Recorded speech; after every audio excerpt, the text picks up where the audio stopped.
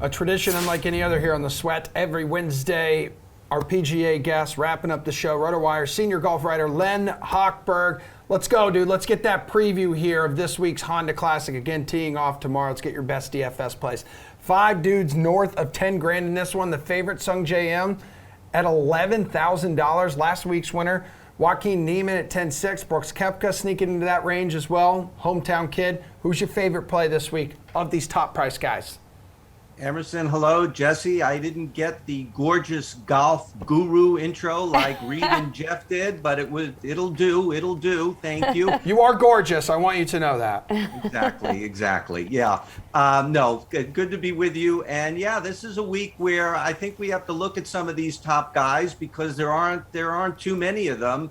And naturally, sung-jae is at the top of the list, and he's at the top of my list. Captain Obvious, I know, but he won here 2 years ago. He was 8th last year, and there's a reason for that. He plays boring golf, and I mean that with all due respect. He just tries to get from point A to point B in the most economical way, and that's a smart way to play this course. You know, we normally play DFS for really aggressive plays. Well, we've got to tone that down a little bit, and he is first or second on tour in bogey avoidance and bogey average, 7th in strokes gained tee to green. Really a good fit for this course, and the results bear that out. Daniel Berger also on my list. We don't know about his back, but he appears to be okay, and if so, I think he's a good option as well.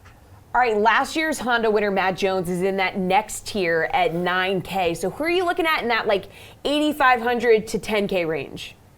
Yeah, there are a couple of guys there I like. Billy Horschel at 96. I think that's a very fair price for him. He also is a pretty conservative player for someone who doesn't always dress so conservatively, but yeah, he's another low bogey guy. He just tries to get up to the green and get in the hole and move on. And this is the modus operandi for this week. He's even he has 4 wins on Bermuda grass, and we're back on Bermuda this week. What I also like about Billy Horschel, he had some good results on the West Coast. Torrey Pines 11th, 6th I think in Phoenix, and didn't play Riviera, and he normally does his best work on the East Coast, so I like him. And also, I was a little surprised to uncover Johnny Vegas, not a guy I go to too often.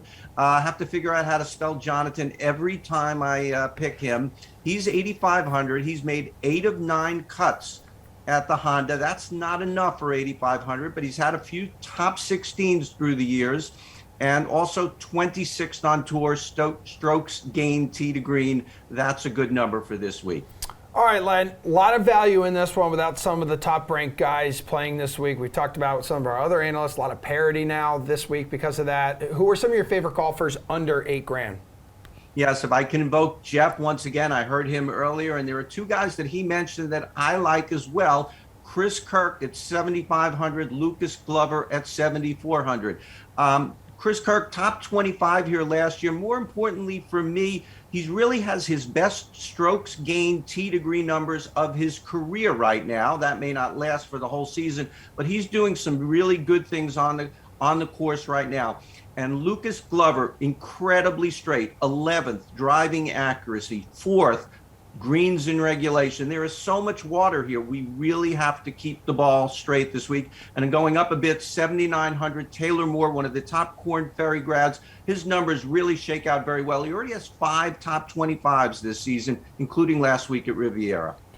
All right, what's your strategy for building a DFS lineup this week? Like, are you maybe getting 2 or 3 guys in the 6,000, 7,000 range and then paying up a little bit for like that stars and scrubs build, or are you just finding the golfers who maybe have course experience here? This is a challenging week, and it's not unique, but it's kind of rare because we try and go aggressive and get the guys who birdie. We all know that birdies are worth more than bogeys hurt, and birdies are even worth more than double bogeys hurt. But if your guy is not going to make the cut, that's a problem. So it really is a challenge. I really think the winner is going to come from one of the top guys.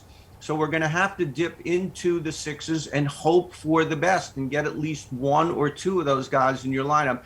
I think the balanced lineup this week will do okay.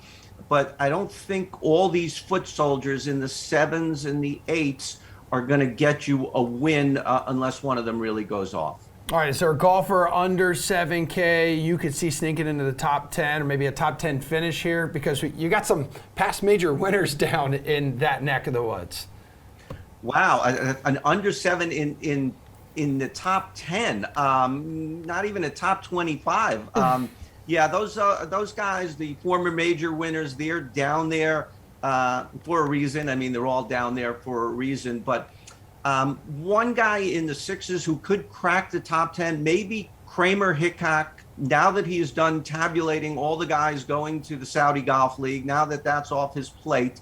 You know, he's had a couple of good results here. His best is 21st. That's still a long way to go to top 10.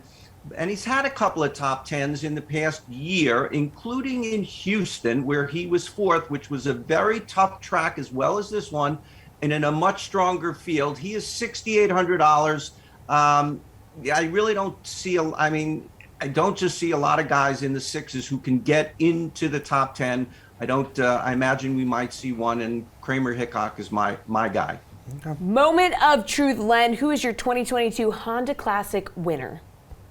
Yeah, I don't think I'm going to surprise anybody here with Sung-jae. I know his ownership is projected to be off the charts. I will tell people that if you really think a guy is going to win the tournament, don't double cross yourself. Don't avoid him because of high ownership. There are 143 other guys in the field. There are 5 other slots in your lineup. You can find plenty of differentiation and separation from your opponents that way. And I think, you know, Sung-jae is really starting to be, at this course, the Honda PGA National, like a Webb Simpson at the Wyndham, where every year he may not win, but he's really in the mix there every year. It's just a perfect golfer for this course, and especially in this field. Really boring golf. Get in the hole, go to the next hole, go to the next tee, get your birdies here and there, avoid double bogeys.